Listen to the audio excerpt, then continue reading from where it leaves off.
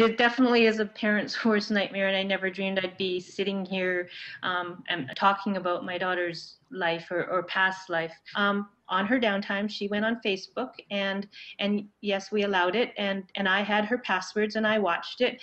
However, I think that possibly she grew to learn more about media than us as parents are aware of what's out there. There's so many more sites and things for kids to do that we as parents don't know. She had learning disabilities. She suffered from anxiety. She wanted friends.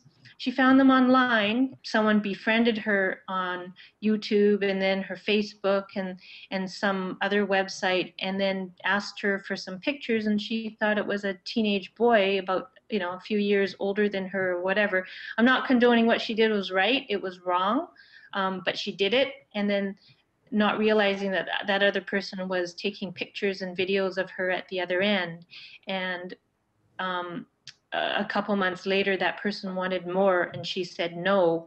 And so he posted her pictures on a pornographic website that went viral. And he sent the link out to all her Facebook friends, and that ultimately caused her spiral into her lack of self-confidence and her depression, and started the bullying and the cyberbullying that happened in the different communities, because once it's out there, it leaves a digital footprint and you can never get it off. We teach our kids about stranger danger. Don't talk to the person that comes up to you. Don't get into a car. And there's a piece missing where we forget to educate them about the strangers on the internet. What advice would you give to families who are worried about having to go through something that you're going through right now?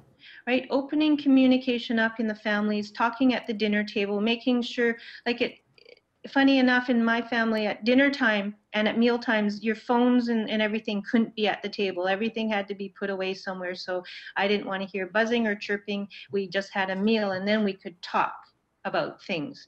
Right. And so opening the communication up so that the kids could talk to families about anything and everything. And if something bad happens on the internet, the kids should always have a trusted adult to talk to, whether it's their parents or their teacher or their counselor or a youth worker or a pastor or a coach. There always should be someone that they can trust to go to.